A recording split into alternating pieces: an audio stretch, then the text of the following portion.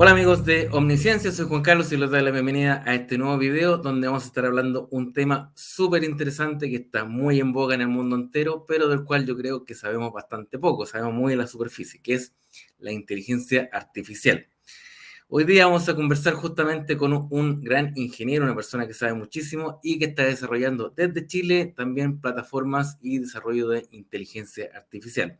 Me refiero a Eduardo Ormazábal, que es ingeniero de la Universidad de Chile y que además es líder del equipo de analítica de la empresa PCInet, que está desarrollando inteligencia artificial para Codelco, una de las empresas más grandes del mundo, una tremenda empresa cuprífera que justamente necesita contar con este tipo de nuevas tecnologías. Y junto a Eduardo vamos a conocer conceptos como qué es la inteligencia artificial, cómo se crea, qué es un algoritmo, qué es el machine learning, qué es el deep learning. Y por supuesto entonces le doy la bienvenida a Eduardo, quien nos va a contar todo esto y mucho más. ¿Cómo estás, Eduardo? Muchas gracias por acompañarnos en esta ocasión. Muchas gracias, Juan Carlos. Mucho gusto de estar acá en esta entrevista, de poder contarle a la audiencia de qué se trata lo que hacemos, darnos a Bueno, pero conocer. antes de entrar en específico en tu trabajo, partamos desde lo más general y expliquémosle a la gente cómo entender o qué es la inteligencia artificial. Ya, súper. La inteligencia artificial en verdad es un concepto bastante amplio y es un área que busca cómo hacer a las máquinas inteligentes. Esto está relacionado que las máquinas emulen un poco la inteligencia humana. De ahí viene todo este concepto. Que los sistemas piensen como humanos, actúen como humanos y tomen decisiones racionales en ese sentido. De hecho, hay una prueba que es bien famosa, que es antigua. Lo más probable es que haya gente que la conozca, el test de Turing. No sé si tú la has escuchado por ahí. Sí, claro, en honor a Alan Turing, que fue uno de los creadores o primeros desarrolladores de uno de los padres de la computación moderna. Claro, tiene hasta una película. Sí. Sí. Y la idea es que este test de Turing intente engañar a una persona simulando que una máquina esté haciéndose pasar por una persona en ese sentido. Entonces, si esta máquina logra engañar a una persona real, eh, esta máquina va a pasar el test de Turing y uno podría pensar que es una máquina inteligente o que tiene conciencia. Ese es el concepto, que en verdad es algo que estuvo bien, que fue como bien controversial, porque no tiene muchas bases científicas detrás. Es solamente una prueba como de concepto de ver a qué es lo que podemos llegar nosotros como desarrolladores para crear una máquina de ese estilo.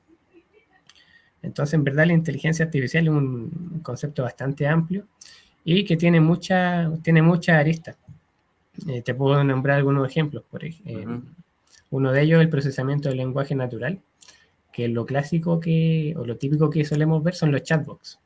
Los típicos chatbots por ejemplo, cuando uno quiere hacer un pedido por una página web, te dice, hola, ¿en qué te puedo ayudar? Y yo le digo, no, quiero un sándwich con papas fritas. Y esto te asigna el pedido correcto. También están los sistemas expertos. ¿Cuál puede ser un sistema experto que nosotros utilizamos hoy en día? Puede ser Netflix. Netflix va viendo qué es lo que tú vas consumiendo en su plataforma y en base a eso va armándote una lista de lo que tú como consumidor eres más probable de ver o lo que más probablemente te va a gustar. Entonces Netflix se va volviendo una especie de experto tuyo en cuanto a tus gustos y te va sugiriendo nuevas películas o nuevas series que tú vas a querer consumir más adelante. En relación a Eh, los gustos que ya estás y que ya tienes, por ejemplo, observa qué tipo de géneros te gustan, qué actores te gustan, qué tipo de directores, y dice, por ejemplo, ya, esta persona siempre ve, voy a poner un ejemplo, películas de Schwarzenegger y de Stallone y le gusta mucho Steven Spielberg, entonces empieza a buscar cosas similares. Eso es lo que entiendo, ¿no? Exacto, eso mismo. Y también utiliza información de otras personas. Dice, mira, hay otras personas que también les gusta Schwarzenegger y también les gustan películas de La Roca, de Dwayne Johnson. Ujú. Entonces, a ti también te voy a ofrecer películas de La Roca. Entonces ahí Ahora, va, es un sistema bien complejo. Ahora, esto, ¿cómo se crea una inteligencia artificial? ¿Se usa un algoritmo? ¿Se usa qué proceso se necesita para desarrollar que una máquina en el fondo piense o aprenda? Sí, por detrás hay algoritmos generalmente de Machine Learning, que lo voy a comentar más adelante, en donde estas máquinas van aprendiendo por sí solas en base a la información que van obteniendo, y con eso son capaces de generar nuevas recomendaciones que nadie programa, en verdad, que uno programa como la base para que el sistema aprenda, y después del sistema de solito va generando estas recomendaciones. Podríamos verlo como una caja negra, pero en verdad todo lo que está por detrás tiene mucha matemática y optimización, pero eso es yendo muy al hueso, muy al detalle, que en verdad es medio complejo de explicar. Tú hablabas del Machine Learning, en el fondo, que es aprendizaje de la máquina. ¿Cómo podríamos explicar el concepto de Machine Learning? Ya, Machine Learning es una parte de lo que es la inteligencia artificial, y en lo que se enfoca esto es en el aprendizaje de estas máquinas, pero con evidencia, con conocimiento que se ha obtenido a través de la experiencia de estas máquinas. Esa es la diferencia. Un ejemplo bien fácil de entender es cuando yo tengo un niño pequeño al que le quiero enseñar qué es un perro. Entonces yo voy con el niño caminando en la calle y le digo, mira, ahí hay un perrito, mira, acá hay otro perrito. Y el niño de a poco, en base a esa experiencia de haber visto varios perros, va a decir, así que un perro es algo que tiene una cola, es un animal que camina en 4 patas, que tiene pelo y que tiene una nariz puntiaguda. Y así, con toda esa experiencia que ha obtenido, después él solo va a ser capaz de identificar cuando hay un perro. Eso es lo que es el Machine Learning, el aprendizaje, pero a partir de los datos que existen de distintas formas.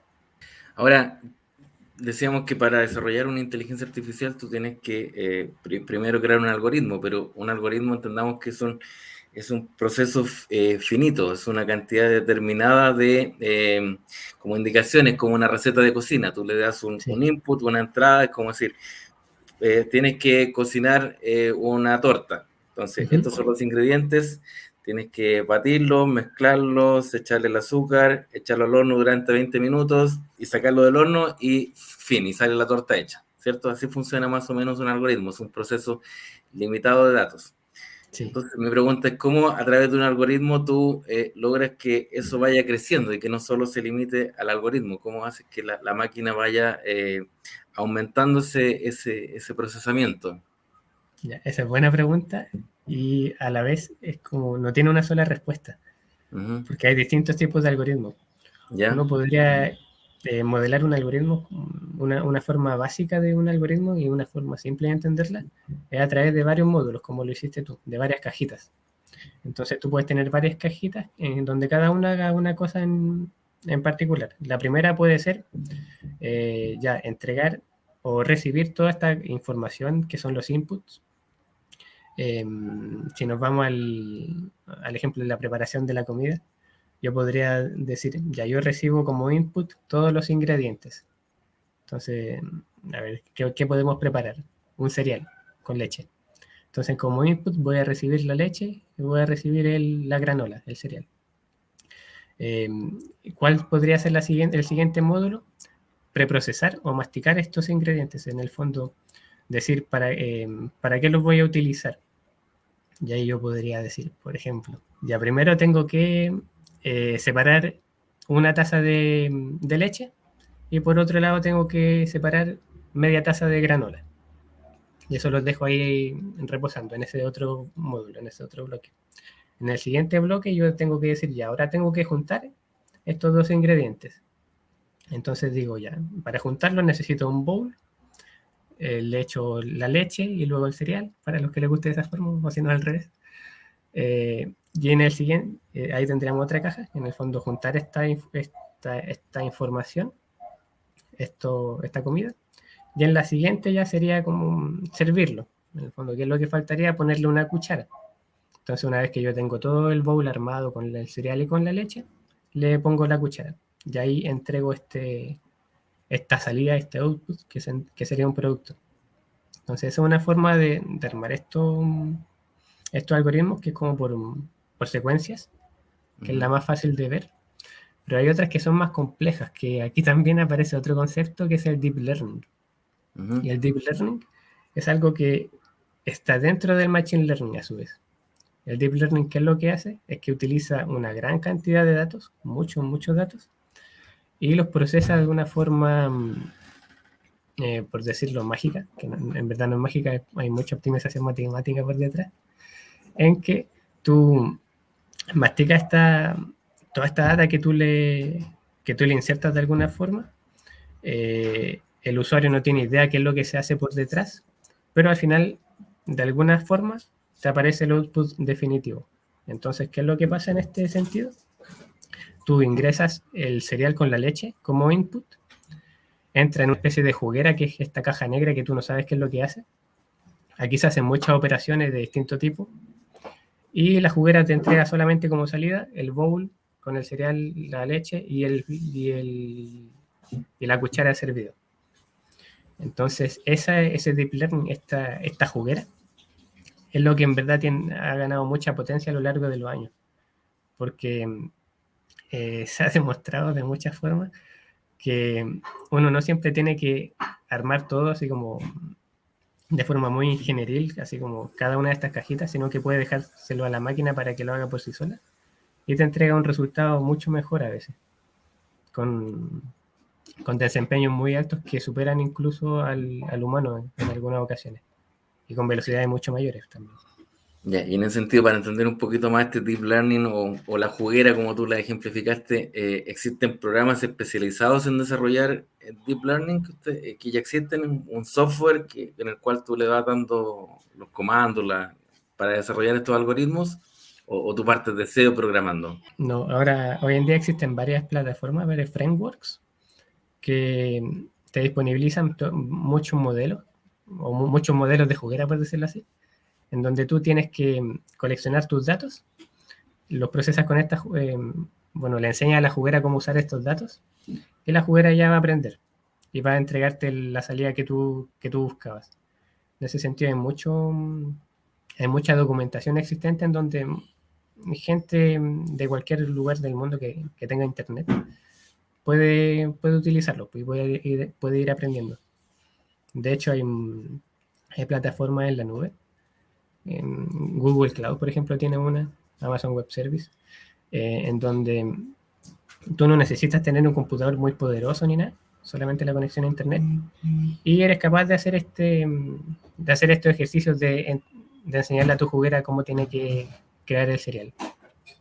Ah, fantástico.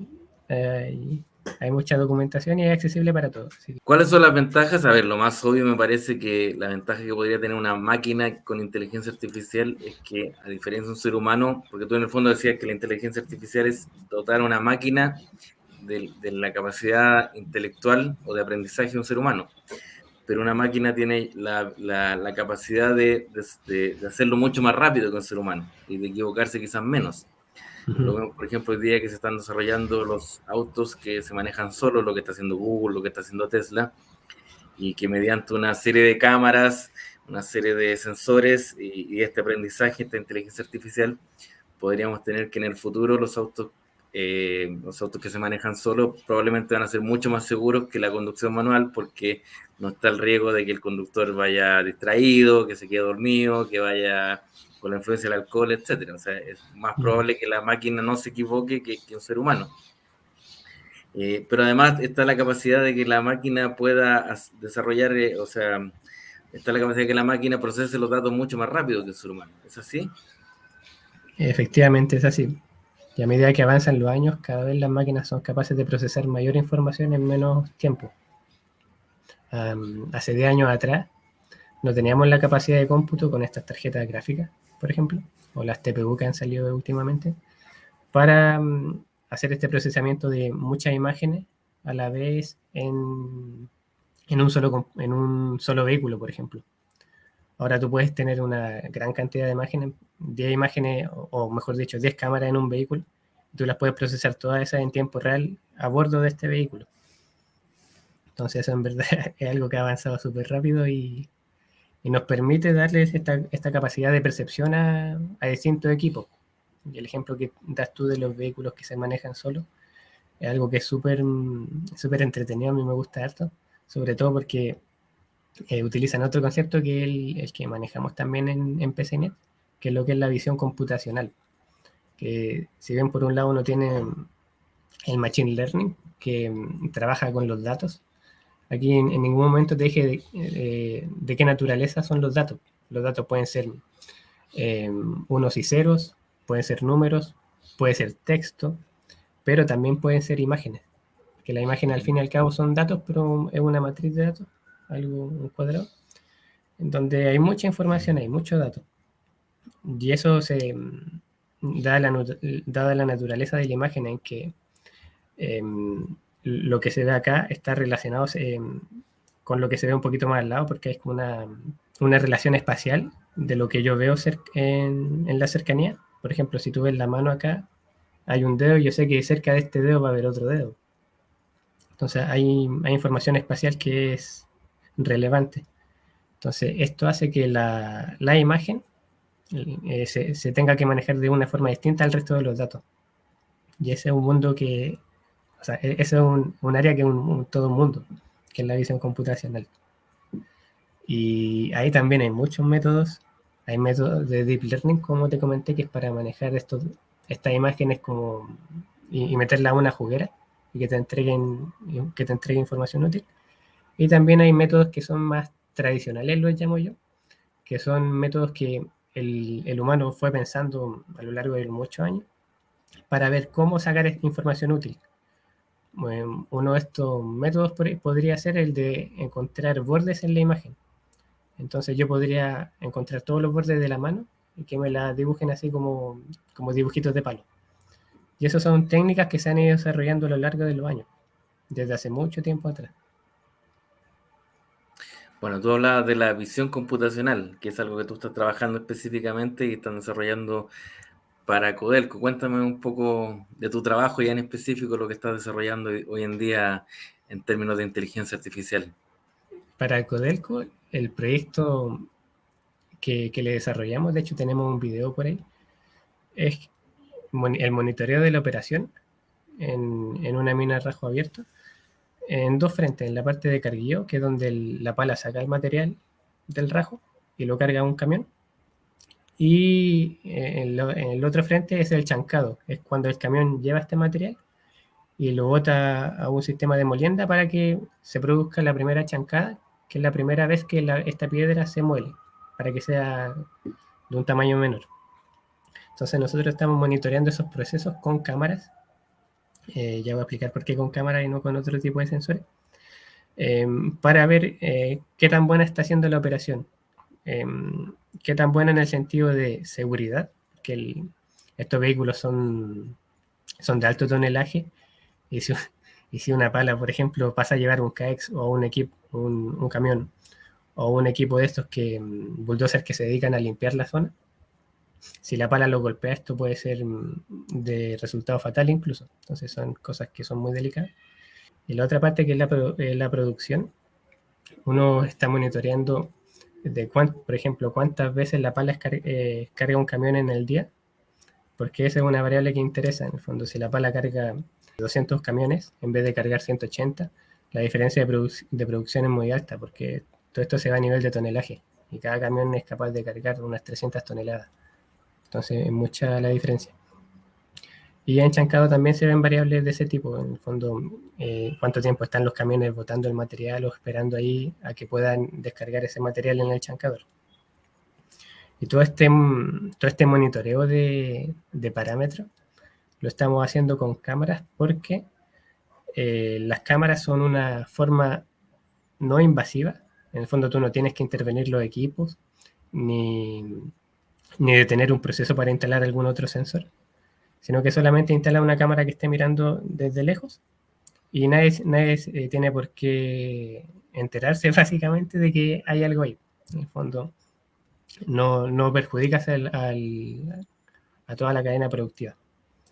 Entonces, ese es el gran valor que tenemos ahí. Ya, pero a ver, en el fondo, si entiendo bien, por ejemplo, el día 1 de enero, de la máquina, suponiendo que no es feriado, el día 1 de enero se cargaron 180 camiones y el día 2 de enero se cargaron 200 camiones. y el día 3 de enero se cargaron 205 camiones. Entonces, lo que hace la inteligencia artificial de ustedes es analizar por qué entre el día 1 y el día 3 hubo una diferencia de 20 camiones o 25 camiones. Y les da los datos para que se optimice y se logre, si un día se pudieron cargar 25 camiones más, que eso sea permanente. ¿Es eso lo que buscan? Nuestra inteligencia artificial lo que hace es entregarte esa información, te la disponibiliza. Porque hoy en día no hay otro sistema que te diga ahí cuántos camiones se cargaron o cuántas baldadas se le echó al camión. No hay algo que te lo indique. Entonces nosotros disponibilizamos esa información y decimos, ya el día 1 se cargaron 180 camiones, el día 2 se cargaron 200. ¿Qué pasó aquí? Entonces tú puedes, con esta data, empezar a observar tendencias. Podrías decir, no, mira, resulta que siempre que hay mayor carga es porque hay un operador distinto. Entonces puede ser, este operador debe tener como mayor conocimiento. Y el otro operador que cargó menos, podríamos decirle, oye, podríamos recapacitarte para que tú mejores tu productividad. Son ese tipo de información nosotros la disponibilizamos. Ya, perfecto. ¿Y cuánto tiempo llevan desarrollando este proyecto? El piloto lo desarrollamos ya durante casi 9 meses.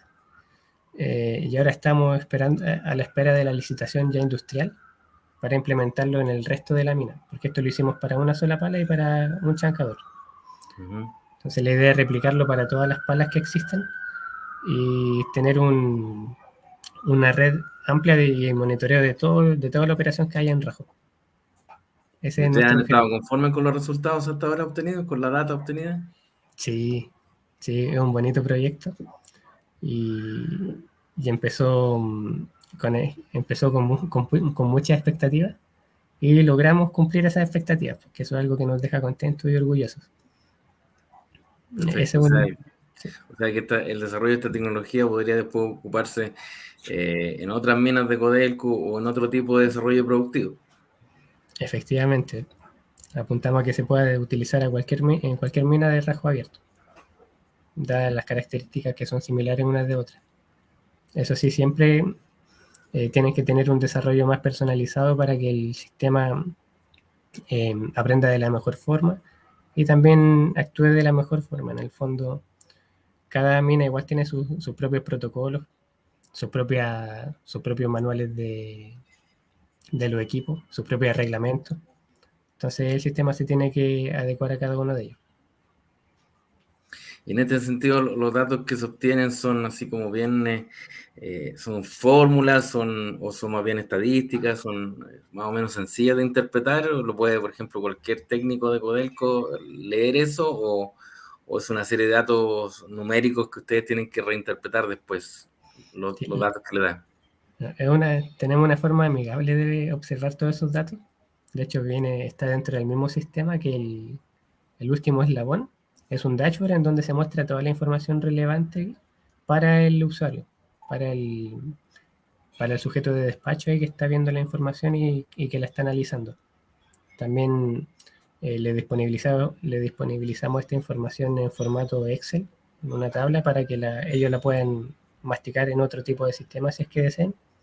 Pero nosotros la desplegamos de forma bastante amigable, con imágenes, con evidencia, algo que el usuario le guste utilizar. Ya, fantástico. O sea, la idea es que además esta inteligencia artificial sea una plataforma amigable y eso además lo haga mucho más ampliable el sistema para otras compañías, para otras empresas o para quien la quiera ocupar en el futuro, ustedes la puedan vender en el futuro. Sí, de todas formas. Y además la dejamos de forma customizada. Si queremos cambiar algún gráfico de posición o poner otro tipo de gráfico, también lo podemos hacer. Perfecto. Estamos para dejar felices a los clientes. Bueno, para ir cerrando, yo creo que es inevitable tocar un poco el tema, no que uno vea muchas películas de ciencia ficción, pero creo que es importante el debate aquí ético y hacerse las preguntas como puede tener que ser el abogado del diablo. Respecto hay mucha gente que tiene resquemores o temores al desarrollo de la inteligencia artificial, en el sentido que piensan que no podría dejar sin trabajo a algunas personas, reemplazar a seres humanos.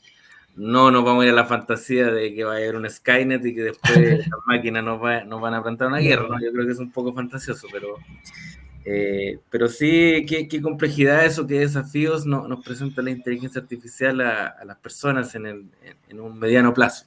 Sí, en un mediano plazo, si bien nosotros estamos creando herramientas que son para automatizar algunos tipos de cosas, porque en el ejemplo o en el caso que te cuento de PCInet, en donde se está monitoreando estas palas, uno podría poner una persona que está ahí contando la cantidad de camiones que se cargan, por ejemplo, que si bien suena un reemplazo de personal, esto no es tan así porque se van creando nuevos puestos en donde uno tendría que hacer un mantenimiento de esta inteligencia artificial, o también tiene que haber una persona que sea capaz de procesar o de consumir esta información que se genera.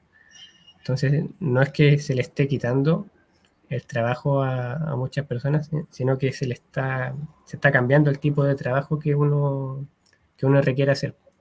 Y muchas veces ese tipo de trabajo va para trabajos más como de análisis de datos.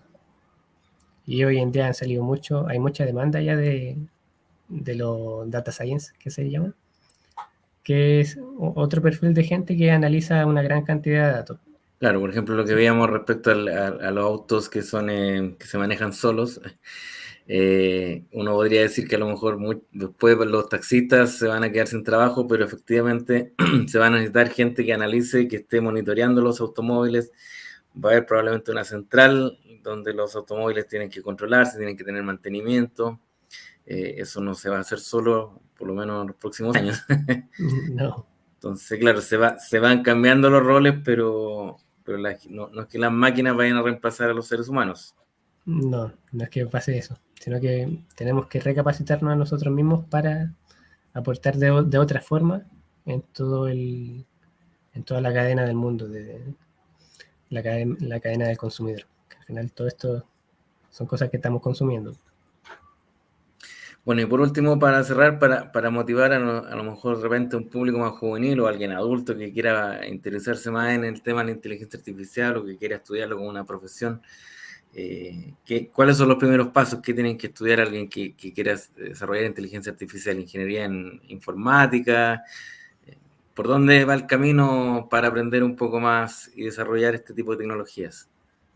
Sí, de hecho, de partida hay mucha matemática en los fundamentos de toda esta inteligencia artificial, así que ese es algo que hay que tener en cuenta, la matemática. Y claro, hay un gran abanico de carreras que te ofrecen como estos aprendizajes en esta área. En mi caso, yo estudié ingeniería civil eléctrica en la Universidad de Chile y ahí hay ramos. De hecho, ahora hay un magíster que se está dando para especializarse en esto del machine learning o en la ciencia de datos. También uno puede estudiar informática, que va muy relacionado con todo lo que es el desarrollo de software. Uno desde ahí puede empezar a aprender. Y hay otro tipo de ingeniería. De hecho, yo he tenido colegas astrónomos que también saben de este tema.